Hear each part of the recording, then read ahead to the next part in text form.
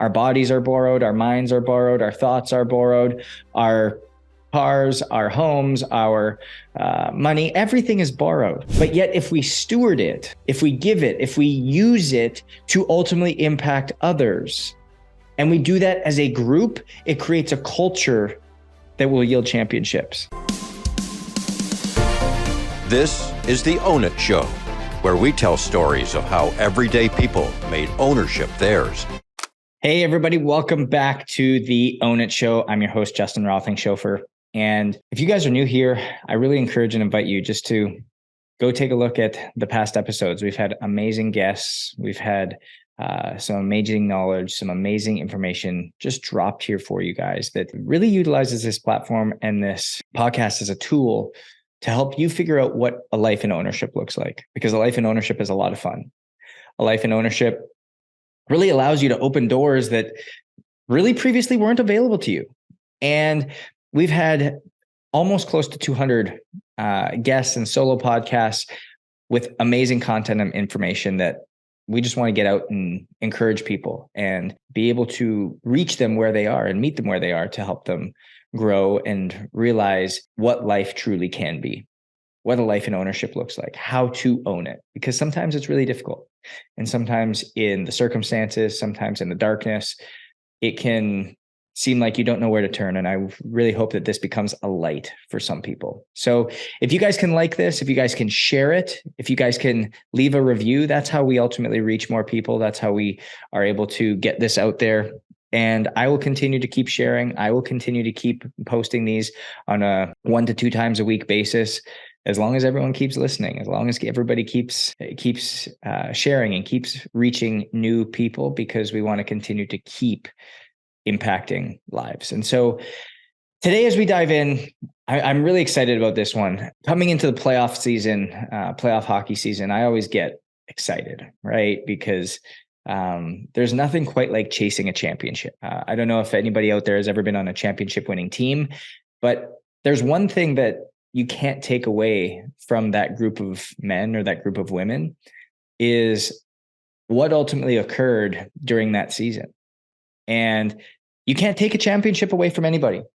Yes, I know you can't take learning away from anybody. You can't take that, all the lessons that were learned during a season away from anybody. But I've been on championship teams and I've been on losing teams.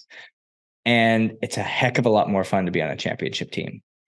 And what you see from championship teams is this closeness, this unity, this collective oneness that is really unique.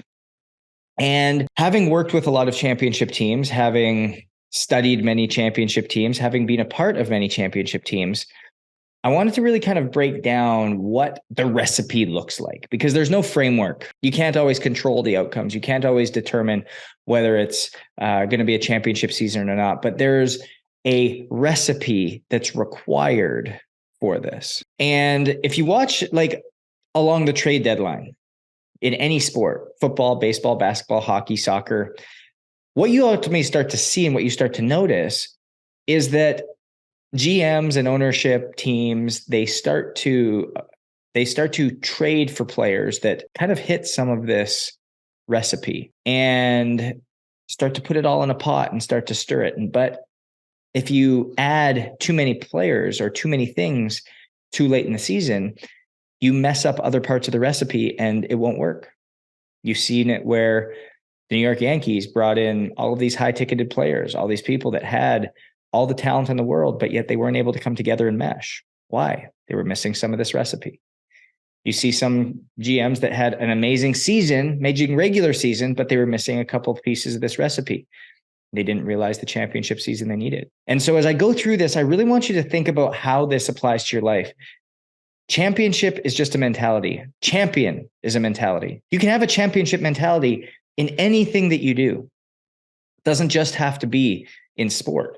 Championship mentality in your business, championship mentality in your family, championship mentality of how you attack every single day, championship mentality at your church, championship mentality in your friend circle. This is what this looks like. And this is what ultimately this requires in order to be in that space. And so I want to give you guys a framework or a recipe of what it looks like. So there's 10 ships that need to be a part of this recipe before a championship mentality can be created or can be realized.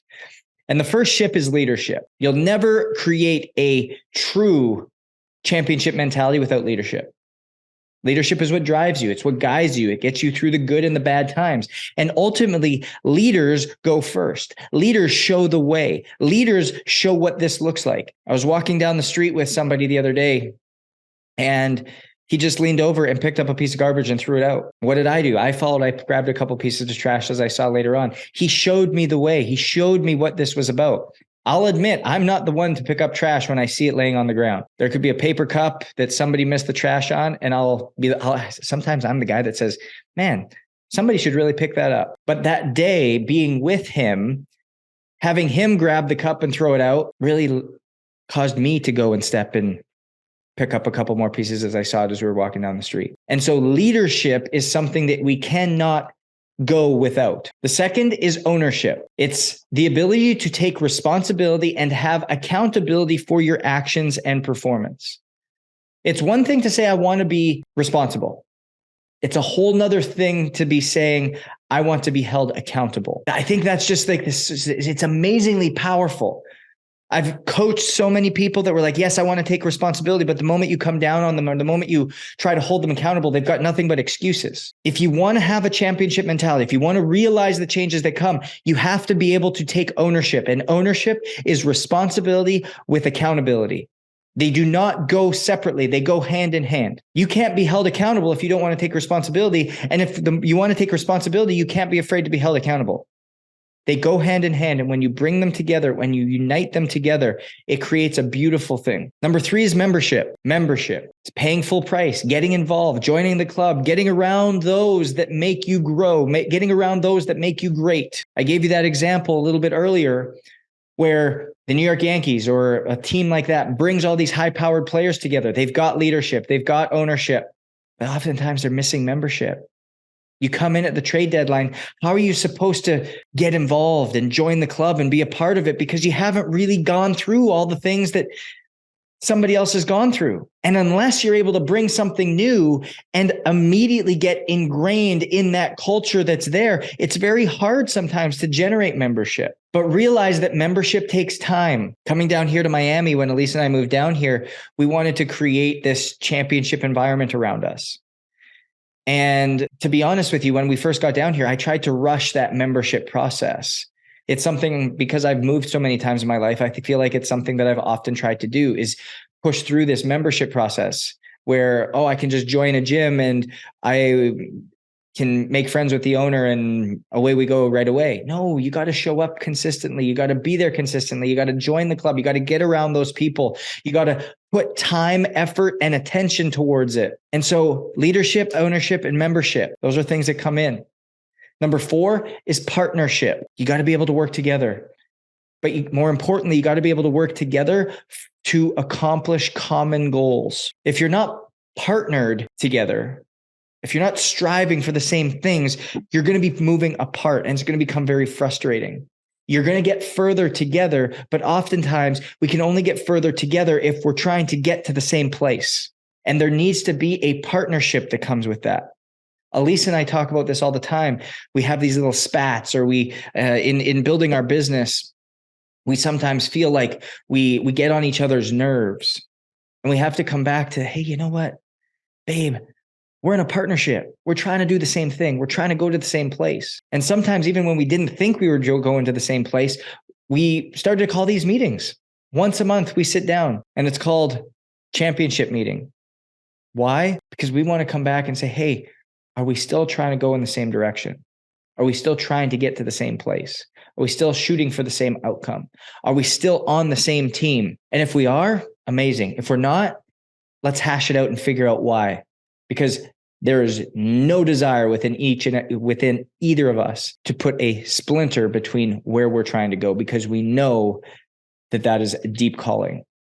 So partnership is a big one. 5th is relationship. You got to get to know your people beyond the surface. You got to get to know them deep. You got to get to know them intimately. You got to be able to understand where their scars come from. They have to be able to trust you. They have to be able to be deep and intimate and taking responsibility for one another. So often when we're thinking about relationship, we're thinking about influence. Well, sorry, friend, that doesn't happen.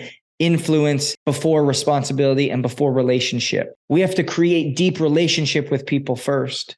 Relationship is what creates results, because when you develop relationship with somebody, you develop a trust with them. And when you develop an authentic relationship, you develop authentic trust. And I think that is oftentimes a big thing that's missed as well.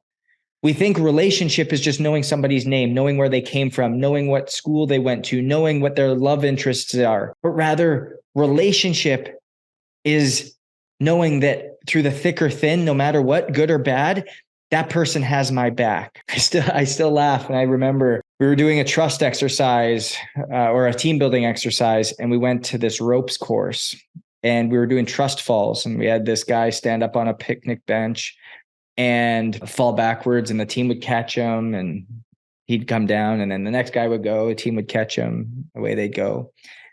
And there was this newer player to our team, and he went up on the table and he fell back. And as he fell down, everyone caught him. He came up just like everybody else, and he started to cry after. And he goes, and we were like, why are you crying? And he goes, I've done this exercise before. I've done this so often. And to be honest with you, the last time I did it, I got traded right after with the team. And I had been with that team for 8 years. And I realized that I had never really built a deep relationship with anybody. And as he got caught this time, he just felt a different sense, a different dynamic. And it was the relationships that those other players had already formed that he was seeking. And that was a team that ultimately went on to win a championship that year. And so it comes to building a relationship, build relationship beyond the surface. We got to go deep. We got to get to know people's hearts, their desires, what they truly are searching and seeking. And number 7 is stewardship. As this group that you're a part of starts to give, you have to lead with gratitude. So give as a group as it leads with gratitude. Know that you are blessed so that ultimately you can be a blessing to others. And when you ultimately start to give and steward, not just steward the financial gifts or steward your time or steward your energy, but steward the earthly being, steward the environment you're in, steward the building that you're in, steward the home that you're in. Stewardship is ultimately realizing that we own nothing and God owns everything, and that everything that we have is simply borrowed.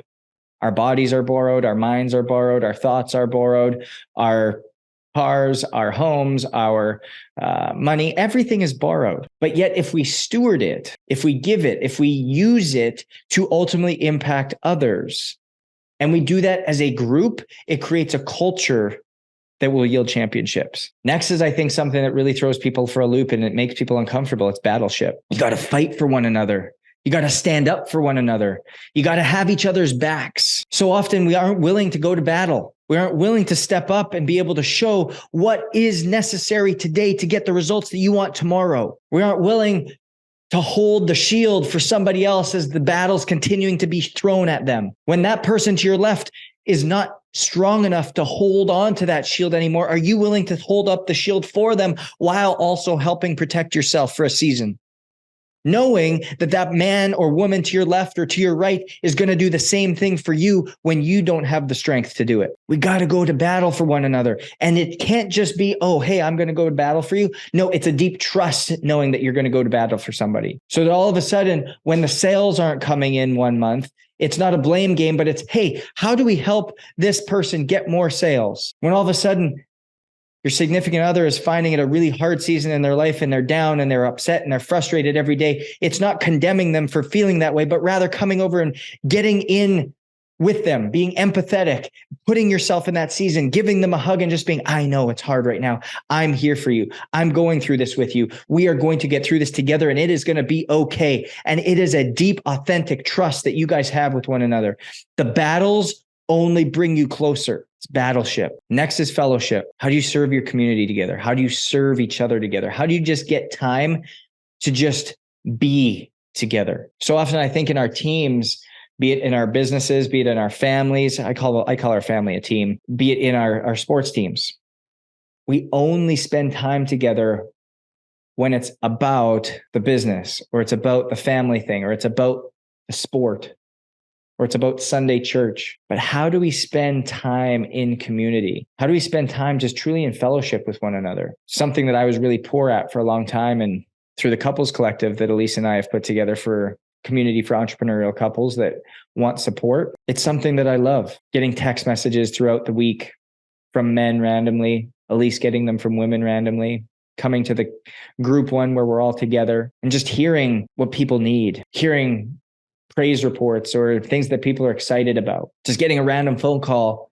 from someone saying, "Hey, Justin, how are you?" Went for coffee with somebody the other week on a Tuesday afternoon, just cause. That's fellowship. That's true fellowship, something that goes beyond relationship. Actually, fellowship is required for relationship. Next is craftsmanship. And I think craftsmanship is often something that we shy away from. We want to be a jack of all trades. We don't do the work. We're not willing to put in the time. We're not willing to pay attention to the details. We're not willing to pay the price for what it takes to be world class at something, to have a real great craftsmanship of something.